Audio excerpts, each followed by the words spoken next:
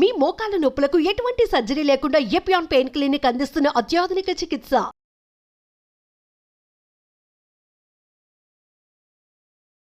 Hello everyone, welcome to Suman TV. Right now మనతో పాటు ఉన్నారు భాస్కర హాస్పిటల్స్ నుంచి డాక్టర్ ప్రదీప్ వజ్జా గారు, జనరల్ ఫిజిషియన్. డాక్టర్ గారితో మాట్లాడదాము ఎస్పెషల్లీ మలబద్ధకం, కాన్స్టిపేషన్.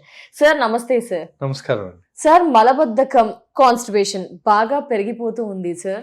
మాకు చేసే ప్రయత్నాలు అయితే మేము చేస్తూనే ఉన్నాం, అయినా ఈ సమస్య అవుతుంది. ఫర్దర్ గా నెక్స్ట్ చూసుకుంటే కనుక ఇంకా కాంప్లికేషన్స్ పెరిగిపోతూ ఉన్నాయి సార్. చిన్న పిల్లల్లో కూడా ఇది ఎక్కువ సమస్య వస్తుంది సార్.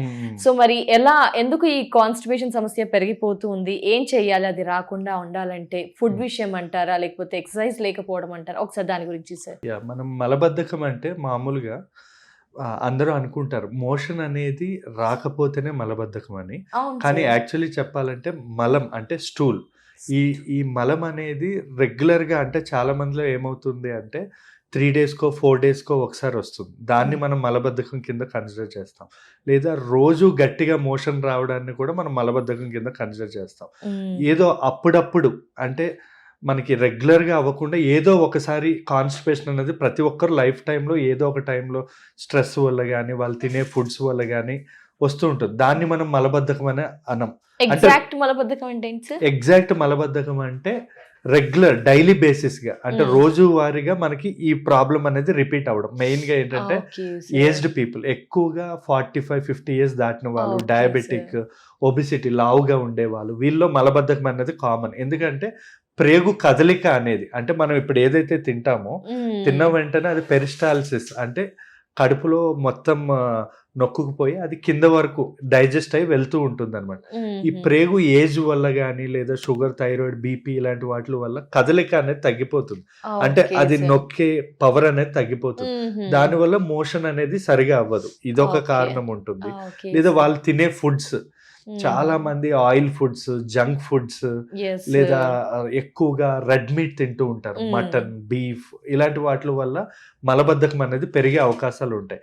ఇది ఎక్కువ కాలం ఈ కాన్స్టిపేషన్ అనేది కంటిన్యూ అవ్వడం వల్ల ప్రేగు, అంటే పెద్ద ప్రేగు క్యాన్సర్స్ కూడా వచ్చే అవకాశం ఉంటుంది. సో మనం ఫస్ట్ నిర్ధారణ అనేది చాలా ఇంపార్టెంట్. చాలా మంది కాన్స్టిపేషన్ అనేది వచ్చిన వెంటనే డైరెక్ట్ గా మెడికల్ షాప్స్ లోకి వెళ్ళి ఏ పడితే అవి టాబ్లెట్స్ మింగేస్తూ ఉంటారు. దానివల్ల అలవాటు అయిపోతుంది. నెక్స్ట్ టైం నుంచి ఆ టాబ్లెట్స్, లాక్సేటివ్స్ తీసుకుంటేనే వాళ్ళకి మోషన్స్ వచ్చే అవకాశం ఉంటుంది అనమాట. సో ఇవే కాకుండా మలబద్ధకం వల్ల చాలా ప్రాబ్లమ్స్ ఉండే అవకాశాలు ఉంటాయి. మెయిన్ గా అమ్మాయిల్లో మొటిమలు రావడం, లైక్ ఏజ్ ఇప్పుడు 20లో కాకుండా 30-40 years లో మొటిమలు రావడం కానీ, అది లివర్ మీద ఎఫెక్ట్, అంటే బాడీలో టాక్సిన్స్ పెరిగిపోతాయి, అంటే వ్యర్థం అనేది పెరిగిపోయి లివర్ మీద ఎఫెక్ట్ ఇచ్చే అవకాశం ఉంటుంది. ఇంకా చెప్పాలి అంటే వీళ్ళకి పైల్స్, హెమరాయిడ్స్, ఫిజర్స్ అంటాం, అంటే మోషన్ గట్టిగా వెళ్ళడం వల్ల ఇవన్నీ కూడా వచ్చే అవకాశాలు ఉంటాయి. సో దీన్ని మనం ప్రెసెంట్ బాగా ఎక్కువైపోవడానికి పిల్లల్లో కూడా ఎక్కువగా ఈ మధ్య చూస్తూ ఉన్నాం. పిల్లలు ఎందుకంటే చాక్లెట్స్ తినడం, ఐస్ క్రీమ్స్, చిప్స్, ఈ జంక్స్ బాగా తినేస్తున్నారు ఈ మధ్య. సో అవి ఎక్కువగా తీసుకోవడం అంత మంచిది కాదండి. పిల్లల్లో ఇప్పటి నుంచే స్టార్ట్ అయితే ఇప్పటి నుంచే జాగ్రత్తగా ఉండాలి. వాళ్ళకి కొన్ని చిట్కాలు, డైట్ అనేది చాలా ఇంపార్టెంట్ అండి. ఎస్ సార్, కాన్స్టిపేషన్ లేకుండా ఉండాలంటే చిన్న పిల్లల నుంచి పెద్ద వరకు డైట్ అన్నారు కదా సార్, ఏ విధమైన డైట్ మీరు చెప్తారు? మెయిన్ గా మనకి డైట్ అంటే తీసుకోవాల్సింది చెప్తా అండి. ప్లెంటీ ఆఫ్ వాటర్, బాగా వాటర్ తీసుకోవాలండి. Minimum 3 to 4 liters of water తీసుకోవాలి. ఇంకా సింపుల్ చిట్కా చెప్తా అండి. రోజు మార్నింగ్ లేచిన వెంటనే హాట్ వాటర్, ఒక గ్లాస్ హాట్ వాటర్ లో ఒక 2 spoons ఆఫ్ హనీ వేసుకొని, ఒక హాఫ్ నిమ్మకాయ పిండుకొని, లైట్ గా సాల్ట్ వేసుకొని తాగండి. దానివల్ల వేడి వల్ల కడుపులో కదలికలు అనేవి పెరుగుతూ ఉంటాయి. ఇది ప్రతిరోజు ఎంటీ స్టమక్ మీద మనం అలవాటు చేసుకోవడం అనేది చాలా ఇంపార్టెంట్. ఇవే కాకుండా కడుపు కదలిక పెంచే కొన్ని ఫుడ్స్ ఉంటాయి. లైక్ కాఫీ కూడా మనకి మంచిగా, మనకి బ్లాక్ కాఫీ అంటాం కదా, దాని వల్ల కూడా చాలా మందికి కదలిక అనేది పెరిగే అవకాశం ఉంటుంది. లేదా ఇంకొంచెం క్రోనిక్ కేసెస్ లో ఒక హాట్ వాటర్ లో ఒక 2 tablespoons ఆఫ్ ఆమదం వేసుకోవచ్చు. ఆమదం ఈ మధ్య చాలా మంది మర్చిపోయి ఉండొచ్చు. పాత స్టైల్లో అయితే పిల్లలకి మోషన్స్ అవ్వకపోతే అదే వేసేవారు. చాలా బాగా పనిచేస్తుంది. అదే కాకుండా చింతపండు చారు కూడా చాలా బాగా పనిచేస్తుందండి. ఇవే కాకుండా వాము కానీ, లేదా ఆవాలు, రాత్రి నానబెట్టిన ఆవాలు తీసుకోవడం, ఇంకా ఎక్కువగా పెరుగు, మజ్జిగ బాగా తీసుకోవడం. ఇవే కాకుండా ఫైబర్, పీచు పదార్థాలు ఎక్కువ తీసుకోవాలి. పీచు పదార్థాలు దేనిలో ఉంటాయి? కాకరకాయ, బీరకాయ, క్యారెట్, కీరా ఎక్కువ తింటూ కీరా ఇస్ వెరీ గుడ్. కీరా ఎంత తింటే అంత మంచిది. ఎక్కువ ఫైబర్, వెజిటబుల్స్, ఫ్రూట్స్ బాగా తినాలి. ఫ్రూట్స్ లో బాగా మనకి బల్క్ స్టూల్ పెంచేది ఏంటంటే మెయిన్ గా మనకి అరటిపండు చాలా బాగా పనిచేస్తుందండి. అవునవును. దీంతో పాటు బార్లీ గింజలు గానీ ఇలాంటివన్నీ కూడా బాగా పనిచేస్తుంది. కొన్నిసార్లు కరివేపాకు కూడా ఇట్స్ వెరీ గుడ్.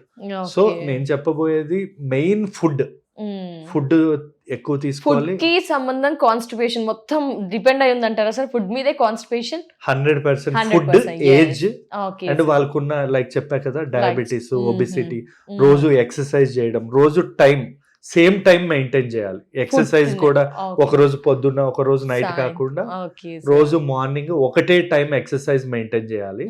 ఒకటే అంటే ఏదన్నా కూడా ఒక టైం, ఫుడ్ కూడా రోజు ఒకటే టైం తీసుకోవాలి. పొద్దున పూట కూడా ఈ ఇడ్లీ, దోశ, ఈ మనం సౌత్ ఇండియన్ స్టైల్ కాకుండా అవి కాకుండా ఓట్స్ లేదా కిలాగ్స్, రాగి జావా, జొన్న రొట్టె, మంచి ఫైబర్ కంటెంట్ ఉంటుందా సార్? స్ప్రౌట్స్, మిల్లెట్స్, మెయిన్ గా ఫైబర్ బాగా తీసుకోవాలి. Fruits are very good. ఏ టైంలో మెడికేషన్ కి వెళ్ళడం బెటర్ అంటారు సార్? అంటే కాన్స్టిపేషన్ సమస్యతో సఫర్ అయ్యేవారు ఏ స్టేజ్ లో, అంటే ఇన్ని రెమెడీస్ ఉన్నాయి, ఇన్ని చేస్తూ ఉంటాం కదా సార్, చిన్న సమస్య అని మనలో చాలా మంది అనుకుంటూ ఉంటాం సార్.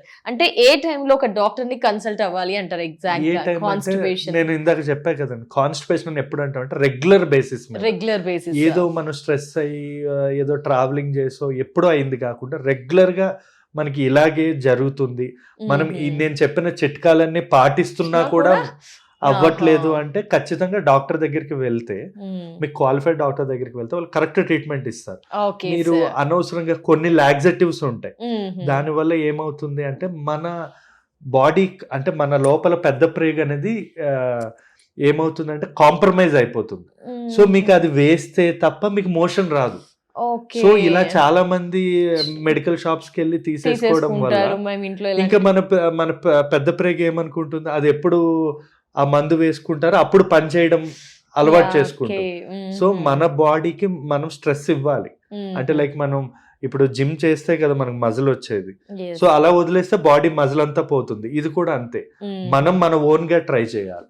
ఓకే, చిన్నపిల్లల విషయానికి కూడా ఇలాంటి ఫుడ్ డైట్ అదంతా ఇస్తే ఇలానే బెటర్ అంటారా సార్? చిన్నపిల్లల్లో మెయిన్ గా వాళ్ళకి చాక్లెట్స్, ఐస్ క్రీమ్స్ అవాయిడ్ చేయించాలి ఖచ్చితంగా.